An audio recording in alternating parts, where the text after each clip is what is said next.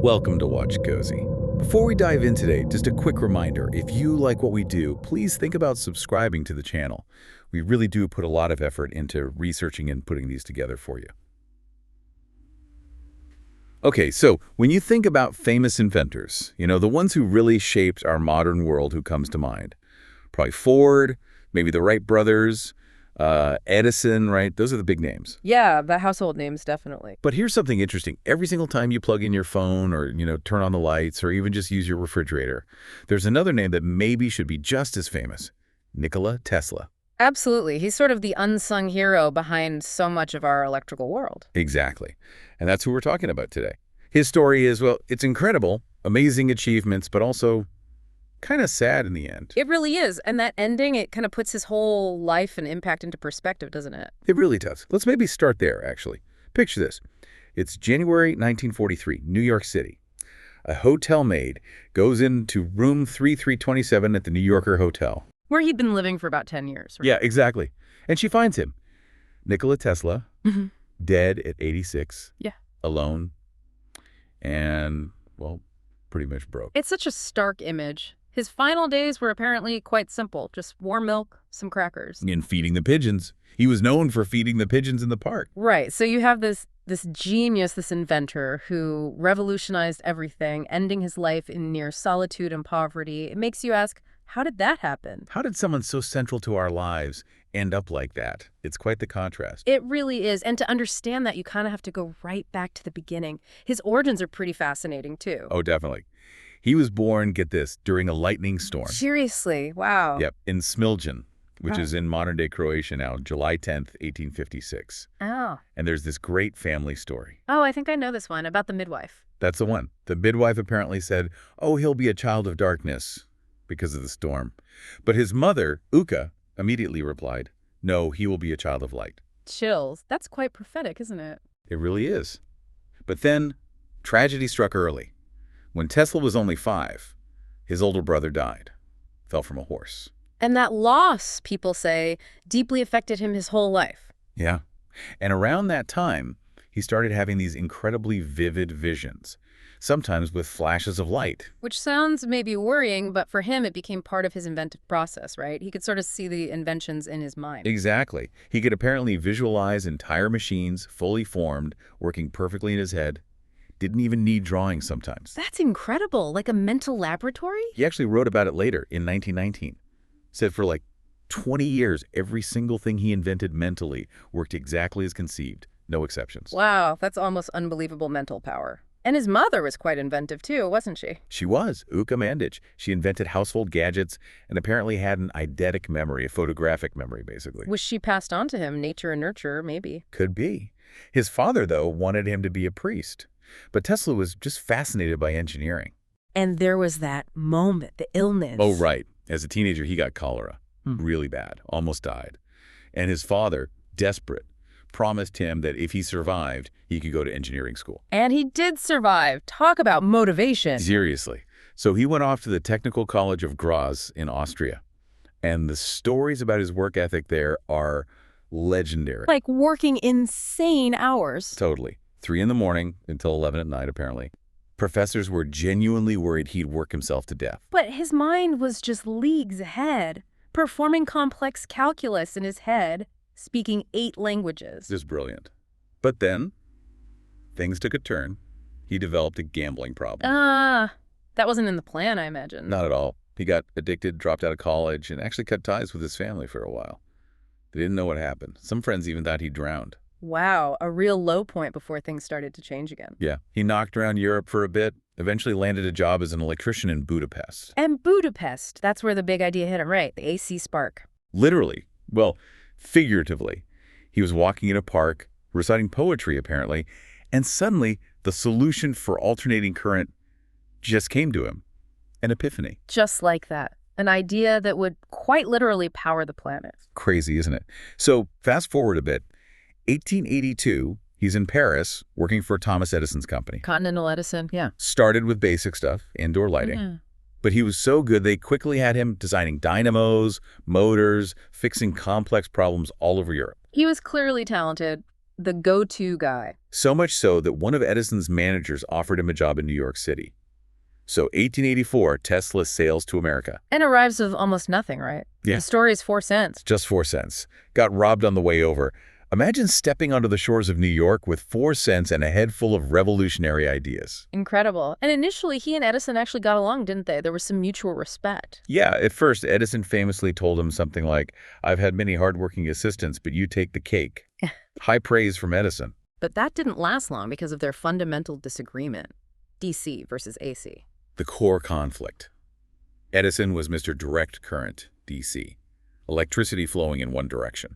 Simple, controllable, and crucially, he owned the patents. Right. While Tesla championed alternating current, AC, where the current changes direction back and forth many times a second. And that switching, that's the magic, isn't it? It allows you to step up the voltage, transmit power over huge distances with minimal loss, and then step it back down for use. Exactly why AC powers our grids and homes today, handling big loads. DC is more for, batteries, smaller devices. But Edison was completely invested in DC. AC was a direct threat to his empire. Which led to that famous incident, the $50,000 bonus. Ah, yes. According to Tesla, an Edison manager, maybe even Edison himself, accounts very promised him 50 grand if he could significantly improve their DC dynamos. Which, being Tesla, he did. Made huge improvements. And when he asked for the money, the story goes the manager, or Edison, basically laughed it off. Said something like, "Tesla, you don't understand our American humor." Ouch. Whether that's exactly how it happened or not, the bonus wasn't paid. Nope. And Tesla, understandably, resigned immediately. That was the breaking point. He went off to start his own company in 1885. But that first venture didn't exactly take off either, did it? It was a disaster. His investors were more interested in basic city lighting, not his revolutionary AC ideas. They eventually pushed him out, took the company, and kept his patents. He got basically worthless stock. So he went from Edison's lab to digging ditches. Can you believe it? For about $2 a day. This absolute genius digging ditches in New York just to survive. It's heartbreaking. But he didn't stay down for long. That resilience is key. 1887 is the next big moment. The AC induction motor, yes. Probably his single most important invention after the AC system itself. Describe it simply. It's basically the most efficient way to convert electricity into rotational motion, right? Mechanical power. Precisely. And it's the core technology behind, well, tons of modern machinery, including, fittingly, the Tesla electric cars today. So he patents this motor, shows it off in 1888 at the American Institute of Electrical Engineers. And that gets the attention of George Westinghouse. Ah, Westinghouse. Another giant of the era, but one who saw the potential in AC, unlike Edison. Exactly. Westinghouse realized Tesla's AC system was the key to competing with Edison's DC dominance. He saw the future. So he made Tesla an offer he couldn't refuse. Pretty much. Westinghouse licensed Tesla's AC patents, the motor, the system for $60,000 cash, which was a fortune then, plus stock in Westinghouse's company, and royalties on every horsepower generated. And he hired Tesla as a consultant too, right? For a hefty salary. Yeah, something like $2,000 a month, which is, over $50,000 in today's money? Finally, Tesla had the backing he needed. And this partnership officially kicked off the War of the Currents. Edison versus Westinghouse and Tesla. Oh, it got nasty. Edison launched a massive smear campaign against AC, trying to convince the public it was deadly dangerous. This is where the electric chair comes in, isn't it? The AC chair. Yep. Edison secretly funded Harold Brown, who developed the first electric chair using AC, specifically to associate alternating current with death in the public mind. It's pretty dark, and the public animal electrocutions, too. Yeah, shocking stuff. Dogs, cats, even horses, culminating in that infamous 1903 electrocution of Topsy the circus elephant at Coney Island. They even filmed it, electrocuting an elephant. All propaganda against AC. Just brutal tactics. But ultimately, AC's advantages started to win out. Big time. A major turning point was the 1893 World's Columbian Exposition in Chicago, the Chicago World's Fair. Westinghouse and Tesla bid to light the entire fair using AC, right? And they massively underbid Edison's General Electric. They did, and they pulled it off. Imagine 27 million visitors seeing this dazzling city of light, all powered by Tesla's alternating current. It was a spectacular demonstration. It must have blown people's minds, seeing AC work on that scale. And then came Niagara Falls, another huge win. They beat GE again for the contract to build the first major hydroelectric power plant using AC generators. Harnessing the power of the falls. Tesla was essentially pioneering large-scale renewable energy way back then. Absolutely. That plant successfully powered Buffalo, New York. It was proof positive. AC was the future. There's even a statue of Tesla at Niagara Falls now. As there should be. So AC eventually won the war. DC got relegated to more niche uses. A huge triumph for Tesla and Westinghouse. But their partnership hit a rough patch, too. Financially, you mean, for Westinghouse. Yeah. By 1897, Westinghouse's company was in serious financial trouble. Deep in debt, maybe $10 million. Partly due to the costs of fighting Edison and expanding so rapidly. So Westinghouse went to Tesla for help. He did. He explained the situation and basically asked Tesla if he would consider giving up or at least reducing the royalty payments from that original contract. Yeah. Those payments were becoming a huge burden. And Tesla, what did he do? This is the incredible part. It really shows his character. He remembered Westinghouse believed in him when nobody else did. So out of loyalty, maybe gratitude, he just tore up the contract. Tore it up just like that. Walked away from millions. Billions, potentially, in the long run. Those royalties were estimated to be worth around $12 million even then, which today would be, what, over $300 million? He just gave it up. To save Westinghouse's company, that's astonishing. It speaks volumes about him prioritizing the technology, the relationship, over immense personal wealth. Totally. He wasn't driven by money. Now, Westinghouse wasn't completely empty-handed. He did later buy the permanent rights to Tesla's patents for a lump sum. Right, about $216,000, still a lot of money, maybe $60 million equivalent today. Which gave Tesla the capital he needed to finally set up his own independent labs in New York City and really focus on inventing. And this was a really fertile period for him, wasn't it? His New York labs. Incredibly productive. Yeah. All sorts of famous people visited, like Mark Twain was apparently fascinated by his experiments. He racked up patents, over 300 in his lifetime. What kind of things came out of this period besides the AC stuff? Well, he worked on early neon lighting, developed a really unique bladeless turbine, the Tesla turbine. He did pioneering work with X-rays, took some of the first X-ray images. Including his own hand, I think. Yeah. And then there was the remote control boat in 1898, showed it off at Madison Square Garden. People thought it was magic or telepathy. Hard to blame them. A boat moving with no visible connection. It was the precursor to drones, remote warfare, everything. Way ahead of its time. And central to a lot of this, especially the wireless ideas, was the Tesla coil. Ah, the famous coil. Generating those huge sparks. What was its purpose beyond cool demonstrations? Well, it was key to his research into high-frequency electricity and resonance. He discovered he could use it to send and receive powerful radio signals wirelessly. Resonance, like hitting the right frequency to make something else vibrate, like tuning fork. Exactly. He figured out how to apply that principle to electrical signals to transmit power and information through the air, which leads us neatly, or perhaps messily, into the radio controversy. Right, because just as he's making progress here, disaster strikes again. Devastatingly. 1895, a fire completely destroys his New York lab. Years of research notes, prototypes, equipment all gone. Just ashes. That must have been utterly crushing, a huge setback, personally and professionally. Some say he was never quite the same after that. It's hard to imagine bouncing back from that, and it definitely impacted his race to develop practical radio. He did eventually file patents for radio technology. But meanwhile, over in England, Guglielmo Marconi was also working on it. Yep, and Marconi applied for U.S. patents too.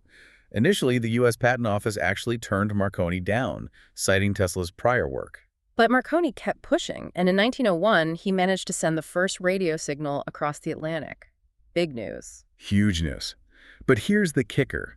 Many people argue, and evidence suggests, Marconi used something like 17 of Tesla's existing patents to achieve that transmission. And who was backing Marconi financially? None other than Thomas Edison, among other powerful investors. Interesting.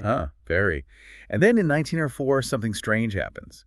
The U.S. Patent Office reverses its decision. Out of the blue, they award the patent for radio to Marconi. No real explanation given. Which has led to speculation, given Marconi's powerful financial backing, that maybe influence played a role. We can't know for sure, but the timing is suspicious. Definitely suspicious. And then Marconi wins the Nobel Prize in Physics in 1911 for radio. Which Tesla must have felt was rightfully his, or at least shared. Oh, he was furious. He sued Marconi. The legal fight dragged on for decades. And it was only settled after Tesla died, right? Yeah, ironically, the U.S. Supreme Court eventually overturned Marconi's patent in 1943, posthumously recognizing Tesla's prior work. But by then, it was too late for Tesla, personally and professionally. That whole radio saga really damaged his reputation and his ability to get funding later on. Which brings us to Wardenclyffe Tower. Yeah. His grandest, most ambitious, and ultimately failed project. This was his dream of global wireless communication, wasn't it? And maybe even wireless power transmission. Exactly. He started building this enormous tower on Long Island, New York. He envisioned sending messages, maybe even electricity, wirelessly around the world from this one point. A truly revolutionary, maybe even utopian vision for the time. Completely. But after the radio patent went to Marconi, and with Tesla's reputation maybe a bit tarnished, the money dried up. His main backer, J.P. Morgan, pulled out. People invested in Marconi's more immediate, perhaps more commercially viable radio system instead. Yeah. Tesla was financially ruined. He had to abandon the Wardenclyffe project around 1905.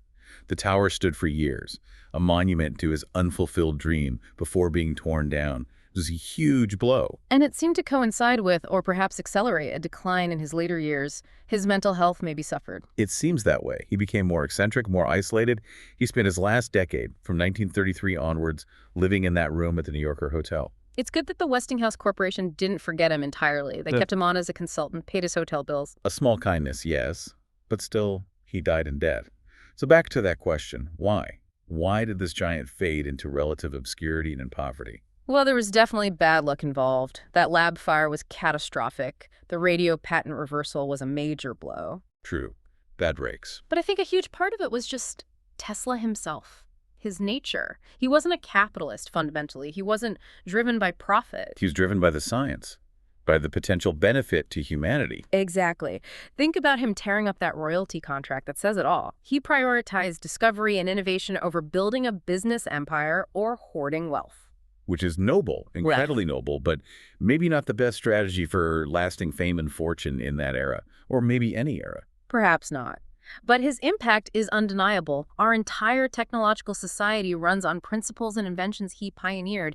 We literally live in the world Tesla imagined and helped build. It's great that his name is getting more recognition now, partly thanks to Elon Musk naming his company Tesla Motors. It's brought him back into conversation. It has. And when you think back to his mother's words at his birth, a child of light, despite the struggles, the obscurity, she was right, wasn't she? His work continues to light up the world. So quite a journey we've covered. From that child seeing visions during storms, to the inventor who electrified the planet, to the elderly man feeding pigeons, dying alone and broke. The contrast is just, wow. It really is. And I think the key takeaway is that Tesla's almost single-minded focus on science, on progress for its own sake, while maybe costing him fame and fortune during his life, Is exactly why he's so fundamentally important, why his legacy endures even if his name wasn't always front and center. His selflessness, in a way, secured his ultimate significance. Well put. It really makes you ponder that relationship between pure innovation, business sense, and how history remembers people. Yeah, it does leave you thinking. Was his approach purely noble sacrifice, or could he maybe have achieved even more at a bigger platform if he'd played the game a bit differently? What does his life tell us about the kinds of genius society chooses to celebrate, and the kinds it sometimes overlooks? Something to chew on, for sure.